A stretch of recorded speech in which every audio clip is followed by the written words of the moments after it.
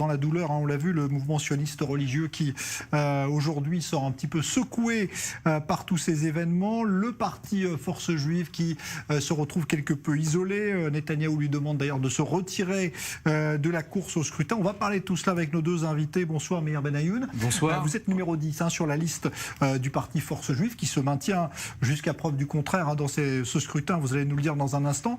Et on aura avec nous également Benyamin Lashkar depuis Jérusalem. Bonsoir. Vous êtes membre du comité central du Likoud, qui a sans doute un intérêt aussi à ce qui s'est passé hier soir. Alors, je voudrais d'abord vous demander votre avis, Meir Benayoun. D'abord, est-ce que le parti Force juive se sent rejeté, isolé aujourd'hui? Est-ce qu'il a l'intention de se maintenir ou pas dans le scrutin du 2 mars? Non, il se sent trahi. Il se sent... Enfin, il y a eu trahison, je veux dire, ce sont des faits. C'est pas une opinion, c'est pas un sentiment.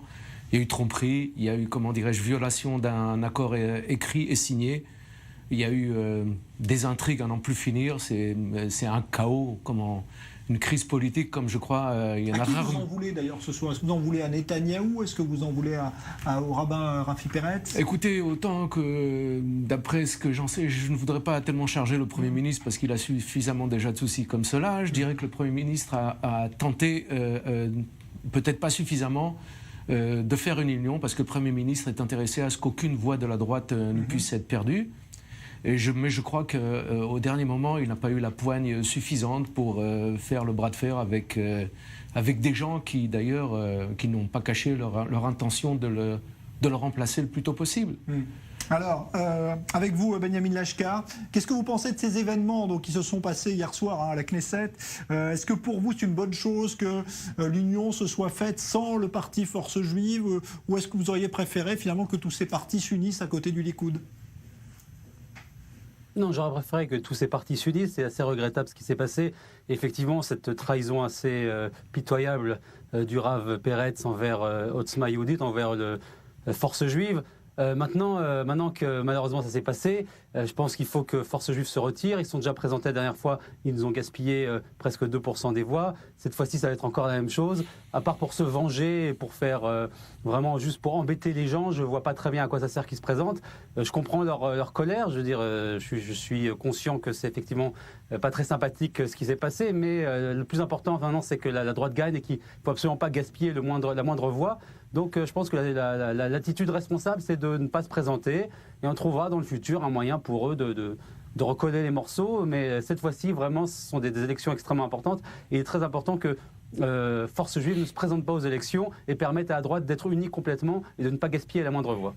Alors, est-ce que vous entendez ce message ou pas, Meir Benayoun? On vous dit vous allez faire perdre la droite si vous vous maintenez finalement parce que vous n'êtes pas sûr d'avoir ce fameux seuil d'éligibilité. On ne peut pas mobiliser des gens depuis presque 30 ans, leur faire partager une idéologie, une analyse de la situation et leur dire ah bah maintenant on va plus à la guerre.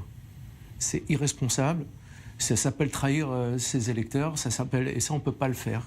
Je veux dire, avec tout le respect pour notre ami Benyamin Lashkar, ces voix-là n'appartiennent pas à la droite, ils appartiennent aux gens. C'est ça le fondement de la démocratie. Et un fondement de la démocratie, c'est de pouvoir élire qui on veut élire et de pouvoir se présenter aux élections. On ne peut pas maintenant venir et, comment dirais-je, faire des griefs, faire des reproches à la liste et aux personnages qui ont absolument tout fait pour une union avec la droite, qui se sont mis en quatre, qui ont été solidaires, même du Premier ministre, en dépit de tous les reproches et de toutes les critiques que nous avons envers le Premier ministre. Et à un moment donné, on l'a soutenu. On a soutenu Rafi Peretz quand il a eu des déboires avec la presse récemment, quand il a été maladroit. C'est pas les gens qui ont été fidèles, qui ont montré qu'ils étaient prêts à céder, à renoncer à énormément de choses, à renoncer à leur ego, à renoncer à des ambitions. C'est pas eux qu'on va me dire maintenant vous vous présentez pas. C'est une injustice flagrante. Et ça entrerait la chose suivante, c'est que les électeurs n'iront pas aux urnes. Je viens en taxi là à l'instant, j'ai été pris en taxi, le chauffeur de taxi, et souvent les chauffeurs de taxi sociologiquement, leur prise de position, il faut la prendre au sérieux parce qu'en général ça représente une bonne partie de la société israélienne. Il me dit ce qu'on vous a fait c'est absolument abject, il m'a demandé ce que j'étais venu faire, je lui ai dit je suis représentant d'Otzma Yehudit, il m'a dit je ne vais pas voter, qu'ils aillent tous se faire F, un F, etc. Et j'ai essayé de le convaincre du contraire, mais le public est tellement dégoûté, et par cette... je comprends tout à fait le souci de M. Binyamin Lashkar, je le comprends, mais je vais lui dire la chose suivante. Binyamin, quand vous nous demandez de nous retirer, vous allez entraîner la chose suivante, c'est que vos électeurs qui vous ont déjà abandonné, une bonne partie vous ont abandonné le 17 septembre par rapport aux élections du 9 avril, cette fois-ci vous risquez d'en avoir beaucoup plus qui ne voteront pas pour vous. Et ce n'est pas votre intérêt. Je crois qu'aujourd'hui, d'ailleurs ça a été exprimé par le fils du Premier ministre dans un tweet, si je ne m'abuse, je crois que lui, il a fait les reproches, les griefs qu'il a fait, c'était envers Smoutérich, entre autres, et envers ces gens donc, qui nous ont lamentablement trahis. Qui ne voulait pas d'Itamar Ben-Gvir. Et il a dit d'ailleurs à Netanyahou, Benyamin Lashkar, Bennett a dit puisque vous voulez à tout prix Itamar Ben-Gvir, prenez-le sur votre liste. Une manière de dire que lui ne voulait pas siéger avec Ben-Gvir. Est-ce que le Likoud se sent finalement proche de ce parti Force Juive, plus que ne l'est visiblement Naftali Bennett? Non, c'est une plaisanterie. Bennett était prêt, il y a quelques mois, à mettre Ben-Gvir numéro 8 sur sa liste. Il avait signé un accord où Ben-Gvir était numéro 8. Ça ne le dérangeait pas à l'époque d'avoir Ben-Gvir. Maintenant, ça le dérange. Bon, c'est pas très sérieux. Il n'y a pratiquement aucune différence réelle entre tous les partis de Yemina, de ce parti de droite. Tous ces gens-là en sont plus ou moins sur la même ligne. Il y a des nuances, évidemment. Mais il y a beaucoup moins de différences entre eux qu'au sein du Likoud, qui est un grand parti de droite qui va du centre droit à la droite plus profonde. Donc... c'est vraiment pour des questions d'ego, des questions vraiment d'intérêt personnel. Enfin, c'est vraiment, on a vu ces derniers jours, ces dernières semaines, ce que le sionisme religieux a de pire dans cette façon de gérer les choses. Alors que on a vu la gauche de l'autre côté. La gauche n'a eu aucun problème à s'unir entre des gens de Gesher.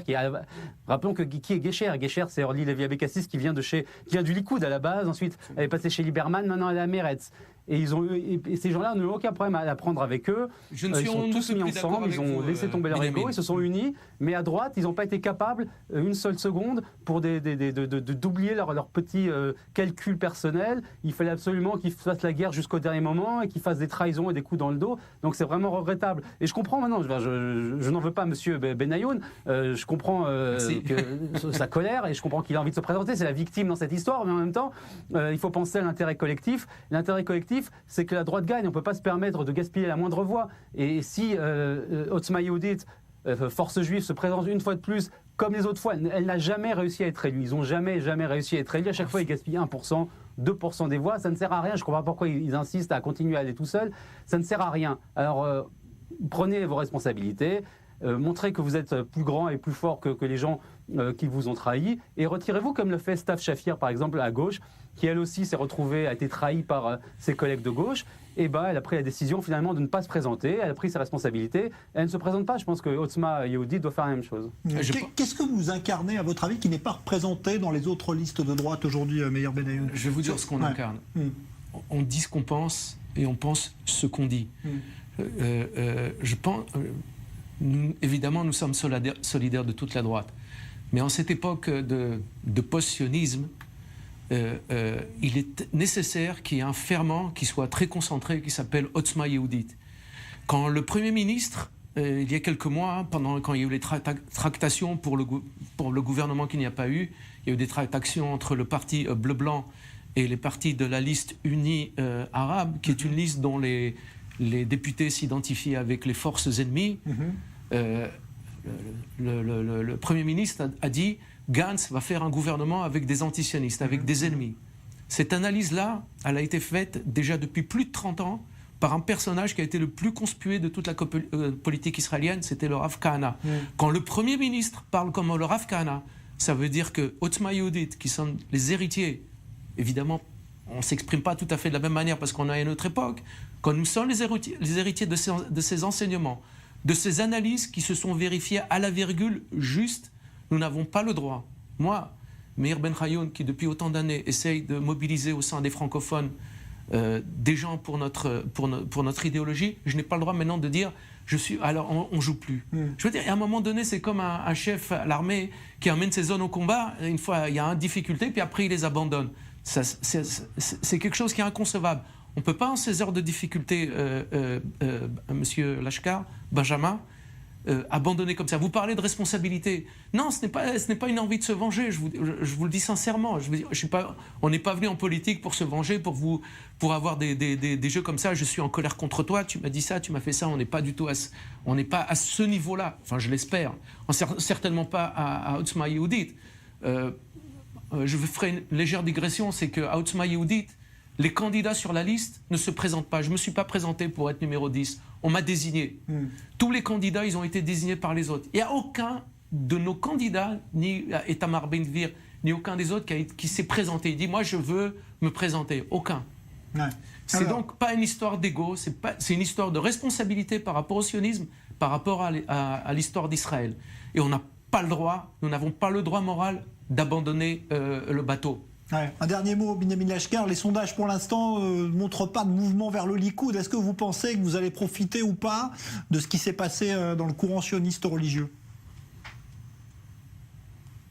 Ce qui est important cette fois-ci, c'est la taille du bloc de droite. Alors que les voix passent du bloc religieux au Likoud, c'est bien pour le Likoud. Personnellement, je préfère que le Likoud soit le plus fort possible et que le bloc de droite soit à 4 mandats justes et qu'il passe de justesse. Mais ce n'est pas très très important. Le plus important aujourd'hui, c'est de prendre des voix au centre gauche, ramener les électeurs de droite qui se sont trompés, qui votent pour blanc-bleu, malheureusement il y en a quelques-uns, et surtout le plus important, c'est tous ces dizaines de milliers d'électeurs de droite qui n'ont pas voté en septembre. Absolument. Il y en a beaucoup, notamment d'ailleurs chez les Français, qui votent moins que la moyenne, semble-t-il.